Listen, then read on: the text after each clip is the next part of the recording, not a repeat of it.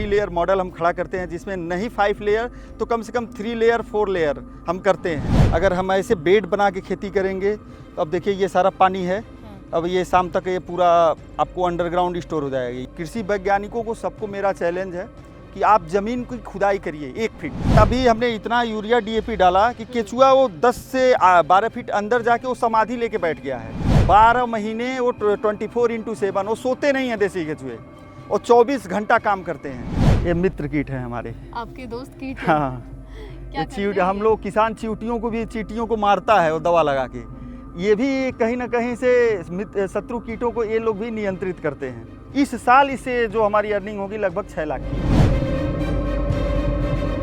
उत्तर प्रदेश में पूर्वांचल में महाराजगंज सिसवा बाजार के पास बीजापार गांव, और वहां पे आपको इस तरीके का स्ट्रक्चर देखने मिले तो आप समझ जाइएगा कि नवरत्न तिवारी जी के फार्म पे आप पहुंच गए हैं, जो मल्टी लेयर फार्मिंग कर रहे हैं। अब इनसे जानना बनता है कि कंप्यूटर साइंस की पढ़ाई करने के बाद, कोरोना के बाद ऐसा क्या हुआ कि इन्हें भी नहीं पता होगा शायद, या पता था कि प्रकृति को लेके, नेचर को लेके और फार्मिंग को लेकर के इतनी सारी जिज्ञासा आपके अंदर छुपी हुई थी। अपनी फैमिली बैकग्राउंड के बारे में बताइए आप थोड़ा। अब हम 2 भाई हैं, मम्मी पापा हैं। पिताजी हमारे टीचर से रिटायर हुए हैं।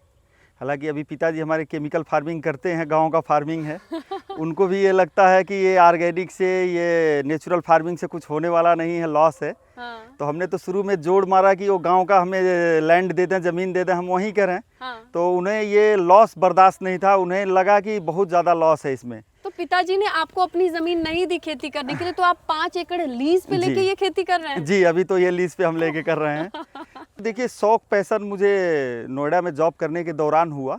वहाँ हरियाणा में गया, एक सुभाष पालेकर जी का कृषि का शिविर चल रहा था, तो वहाँ हम लोग गए थे। एक फूल कुमार जी हैं किसान, उनका 1 एकड़ का एक मॉडल था। नोएडा जाते हैं, गुड़गांव जाते हैं, तो डाउनटाउन जाते हैं। और अगर आपकी उम्र क्या है वैसे हमारी उम्र अभी 39 है। 39 है। आप 4-5 साल पहले की बात करें तो लोग आपको खेती वाले सेमिनार में कौन ले गया?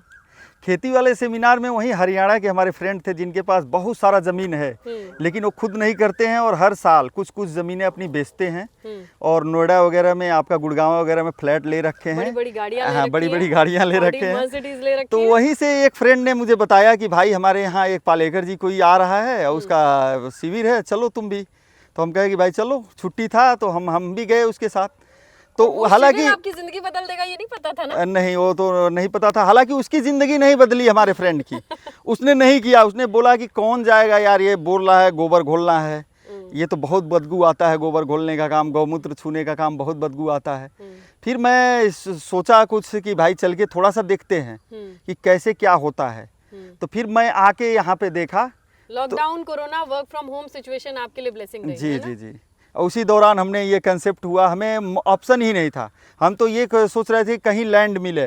तो फ़ोन के दौरान ही मुझे एक लैंड मिला। जो ओनर थे वो बोले कि भाई आके एक बार लैंड देख लीजिए। हालांकि इस लैंड में भी ब्रोकर आ गया बीच का। अच्छा, बीच का ब्रोकर आ गया, हमें नहीं पता था। वो नॉर्मल जो प्राइस होता है उससे ज़्यादा मुझसे लिया। फिर भी मुझे करना था, एनीवे कुछ भी हो मुझे करना था। तो 2 सालों तक तो कैसे क्या, जहाँ पाया जो लगा दिया। तो पता चला कहीं छाए में हमने बेलदार पौधा, बेलदार और सब्जियों का मैंने बेलबर्गी लगा दिया, तो धूप मिला ही नहीं, तो प्रोडक्शन नहीं मिला। फिर हमने क्या गलती की, अगले साल फिर दूसरे जगह चेंज किया। ऐसे ज़मीन को सेलेक्ट करने में हमें 2 साल लग गया। लेकिन ये है कि अब 2 साल के बाद सारे अनुभव हमारे पास आ गए। फिर हमें लगा कि अब आगे कैसे क्या करना है। तो फिर हमने ये सोचा कि फूल कुमार जी का एक मल्टी लेयर मॉडल हम खड़ा करते हैं, जिसमें नहीं 5 लेयर तो कम से कम 3 लेयर 4 लेयर हम करते हैं। तो जो कम्बिनेशन था फसलों का, क्योंकि अब हमें बड़े पत्ते वाले इसमें नहीं चाहिए, ये जो भी आपको दिख रहे हैं इसमें बड़े पत्ते वाले हमको नहीं चाहिए, क्योंकि जैसे इसमें लौकी और कद्दू हम नहीं लेते हैं स्पेशली। इसमें जो ककड़ी लेते हैं, तो ककड़ी का एक हमने बनाया हुआ है यहाँ पे लेयर। ककड़ी यहाँ तक ही हम ककड़ी जाएगा, और ये जो ककड़ी आपको लगाया हुआ है हमने खीरा, इसको यहाँ तक ही ऐसे जाएगा, ऐसे सीधे में इसको ऊपर नहीं जाने देंगे। ऊपर जाने के लिए हमने यहाँ पे आपको ये तरोई है, सरपुतिया इसको बोलते हैं, ये लगाया हुआ है। इसकी छोटी पत्तियाँ इतना ही छोटी होगी, ये ऊपर जाएगी। ऊपर जाके 1 महीने के अंदर ये पूरा 50% धूप और 50% छाया को मेंटेन करेगी, जिससे सूर्य का प्रकाश है डायरेक्ट मिट्टी पे न पड़े, और 50% ऊपर रुक जाए पत्तियों पे और 50% ज़मीन पे पड़े। और फिर आप यहाँ देखेंगे, यहाँ साइड्स का हमने मक्का लगाया हुआ है। एक रो का 1-1 फीट पे हमने मक्का लगाया हुआ है। और फिर यहाँ देखेंगे एक ककड़ी है और एक आपका ये तरोई सरपुतिया है। और इन दोनों को अब नाइट्रोजन की पूर्ति के लिए हमने यहाँ पे लोबिया लगाया हुआ है। ऐसा जरूरी नहीं है कि आप लोबिया ही लगाइए, आप मूंग भी लगा सकते हैं, आप उड़द भी लगा सकते हैं, कोई भी दलहन एक रहेगा तो चलेगा। गांठ वाले, जड़ों में गांठ जिसकी वाली, जी। गांठ हो।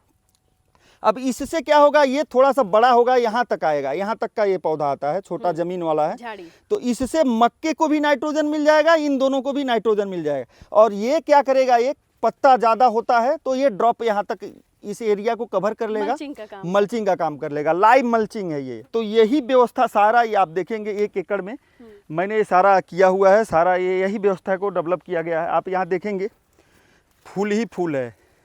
और यहाँ देखिए ये सारे मित्र कीट हैं। ये लोग कौन है? ये मित्र कीट हैं हमारे, आपके दोस्त कीट हैं? हाँ। क्या ये हम लोग किसान चींटियों को भी, चींटियों को मारता है वो दवा लगा के। ये भी कहीं ना कहीं से शत्रु कीटों को ये लोग भी नियंत्रित करते हैं।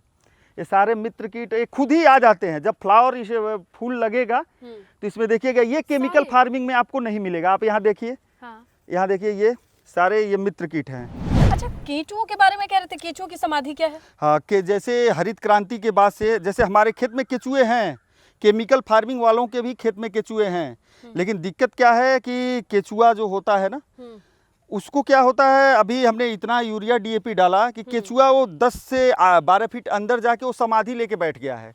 हमें वो व्यवस्था डेवलप करना है, उन्हें बाहर निकालना है, उन्हें काम में लगाना है।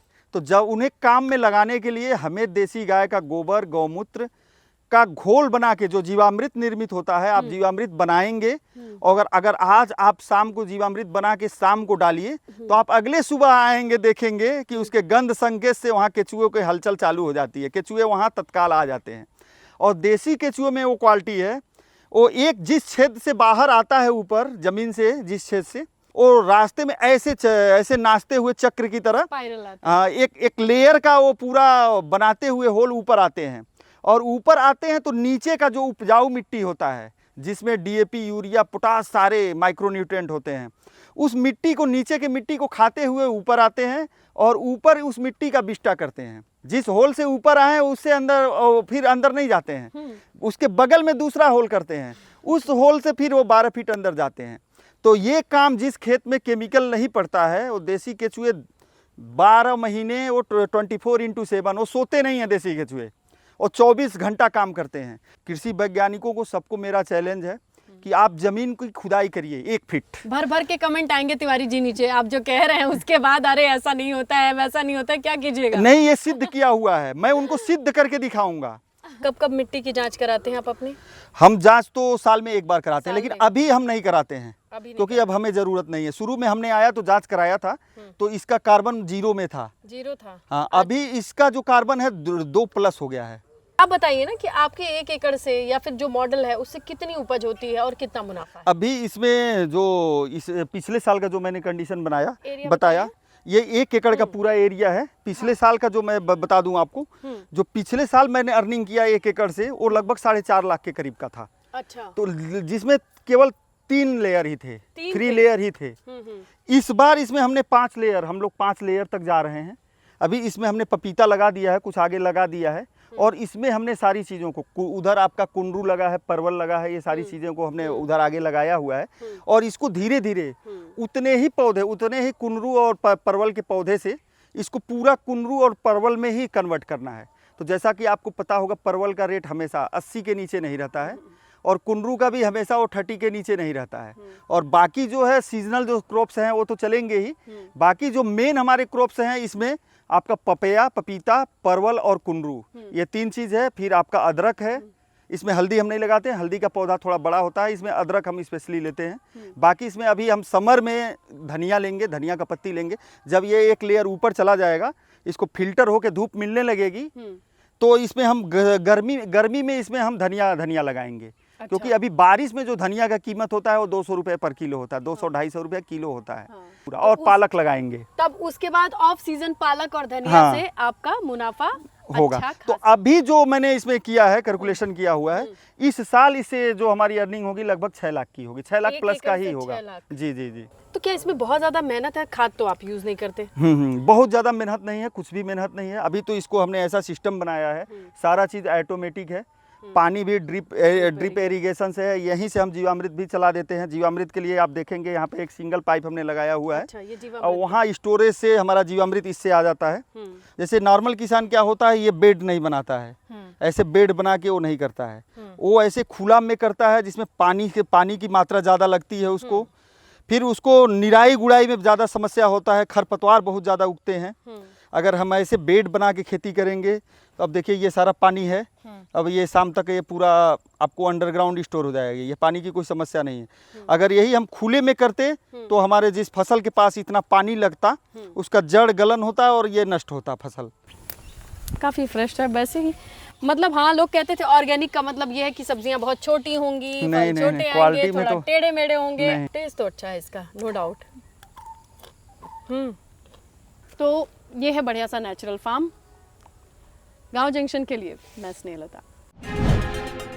गांव जंक्शन को सभी सोशल मीडिया प्लेटफॉर्म्स पर फॉलो करें। व्हाट्सएप चैनल और जीमेल आईडी पर भी संपर्क साध सकते हैं।